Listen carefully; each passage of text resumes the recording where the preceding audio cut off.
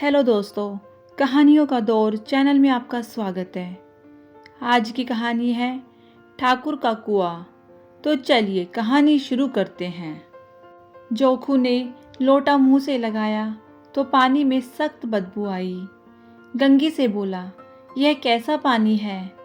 मारे बास के पिया नहीं जाता। गला सूखा जा रहा है और तू सड़ा पानी पिलाई देती है।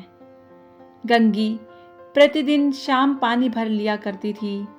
कुआं दूर था, बार बार जाना मुश्किल था। कल वह पानी लाई तो उसमें बू बिल्कुल न थी। आज पानी में बदबू कैसी! लोटा नाक से लगाया तो सचमुच बदबू थी। जरूर कोई जानवर कुएं में गिरकर मर गया होगा, मगर दूसरा पानी आवे कहां से? ठाकुर के कुएं पर कौन चढ़ने देगा?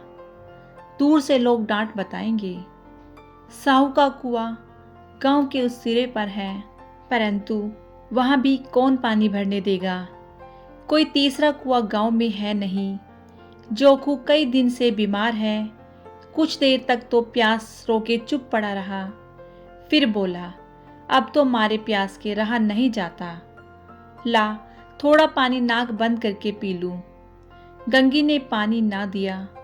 खराब पानी से बीमारी बढ़ जाएगी, इतना जानती थी, परंतु यह ना जानती थी कि पानी को उबाल देने से उसकी खराबी जाती रहती है। बोली, यह पानी कैसे पियोगे? न जाने कौन जानवर मरा है। कुएं से मैं दूसरा पानी लाई देती हूँ। जोखू ने आश्चर्य से उसकी ओर देखा। पानी कहाँ से लाएंगे? ठाकुर और साहू के दो कुएं तो हैं, क्या एक लोटा पानी ना भरने देंगे? हाथ पांव तुड़वाएगी और कुछ ना होगा। बैठ चुपके से, ब्रह्म देवता आशीर्वाद देंगे, ठाकुर लाठी मारेंगे, साहू जी 1 के 5 लेंगे। गरीबों का दर्द कौन समझता है? हम तो मर भी जाते हैं तो कोई द्वार पर झांकने तक नहीं आता। कंधा देना तो बड़ी बात है। ऐसे लोग कुएं से पानी भरने देंगे? इन शब्दों में कड़वा सत्य था। गंगी क्या जवाब देती, किंतु उसने वह बदबूदार पानी पीने को ना दिया। रात के 9 बजे थे। थके मांदे मजदूर तो सो चुके थे। ठाकुर के दरवाजे पर 10-5 बेफिक्रे जमा थे। मैदानी बहादुरी का तो अब ना जमाना रहा है, ना मौका। कानूनी बहादुरी की बातें हो रही थी।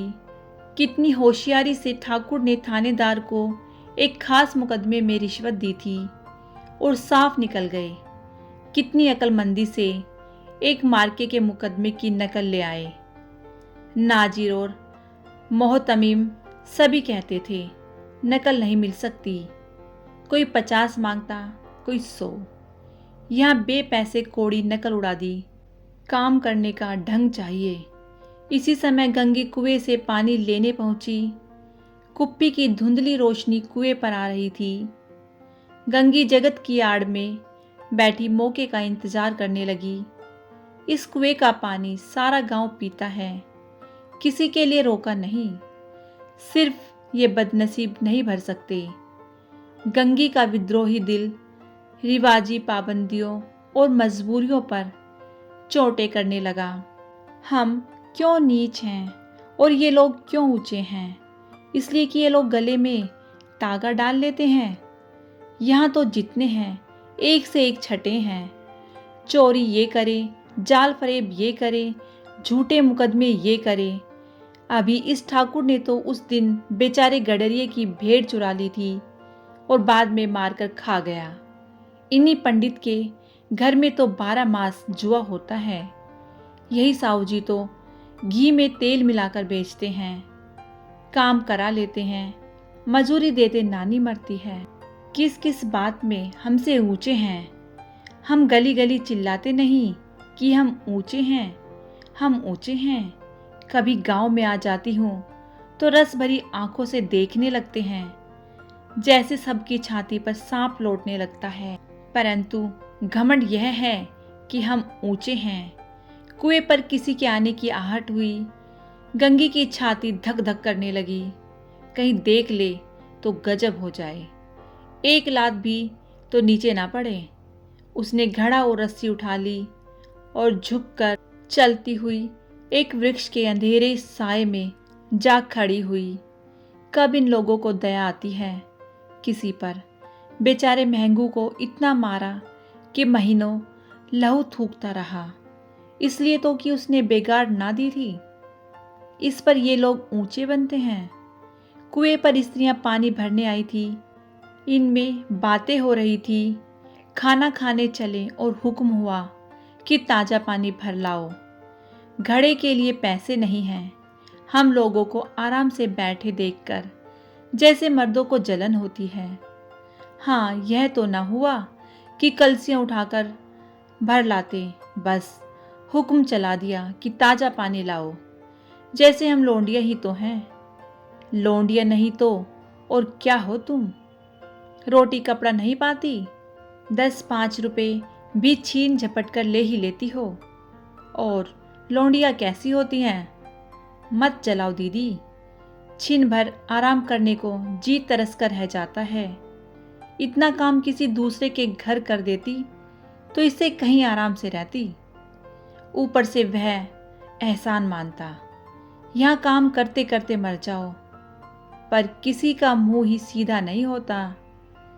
दोनों पानी भरकर चली गई तो गंगी वृक्ष की छाया से निकली और कुएं की जगत के पास आई। बेफिक्रे चले गए थे। ठाकुर भी दरवाजा बंद कर अंदर आंगन में सोने जा रहे थे। गंगी ने क्षणिक सुख की सांस ली। किसी तरह मैदान तो साफ हुआ। अमृत चुरा लाने के लिए जो राजकुमार किसी जमाने में गया था, वह भी शायद इतनी सावधानी के साथ और समझ बूझ कर ना गया होगा। गंगी दबे पांव कुएं की जगत पर चढ़ी। विजय का ऐसा अनुभव उसे पहले कभी ना हुआ था। उसने रस्सी का फंदा घड़े में डाला, दाएं बाएं चौकन्नी दृष्टि से देखा, जैसे कोई सिपाही रात को शत्रु के किले में सुराग कर रहा हो। अगर इस समय वह पकड़ ली गई तो फिर उसके लिए माफी या रियायत की रति भर उम्मीद नहीं। अंत में देवताओं को याद करके उसने कलेजा मजबूत किया और घड़ा कुएं में डाल दिया। घड़े ने पानी में गोता लगाया, बहुत ही आहिस्ता, जरा भी आवाज ना हुई। गंगी ने 2-4 हाथ जल्दी जल्दी मारे। घड़ा कुएं के मुंह तक आ पहुंचा। कोई बड़ा शहजोर पहलवान भी इतनी तेजी से ना खींच सकता था। गंगी झुकी कि घड़े को पकड़कर जगत पर रखे कि एकाएक ठाकुर साहब का दरवाजा खुल गया। शेर का मुंह इससे अधिक भयानक ना होगा। गंगी के हाथ से रस्सी छूट गई। रस्सी के साथ घड़ा धड़ाम से पानी में गिरा और कई क्षण तक पानी में हिलोरे की आवाजें सुनाई देती रही। ठाकुर कौन है, कौन है पुकारते हुए कुएं की तरफ आ रहे थे और गंगी जगत से कूदकर भागी जा रही थी। घर पहुंचकर देखा कि जोखू लोटा मुंह से लगाए वही मैला गंदा पानी पी रहा है। तो दोस्तों, आप इस कहानी के बारे में क्या कहेंगे? मुझे कमेंट करके ज़रूर बताएं। यदि आपको ये कहानी पसंद आई हो तो कहानी को लाइक कीजिएगा, शेयर कीजिएगा और यदि चैनल पर नए हैं तो चैनल को सब्सक्राइब करना बिल्कुल ना भूलिएगा। तो चलिए मिलते हैं एक और नई कहानी के साथ। कहानी सुनने के लिए बहुत बहुत धन्यवाद।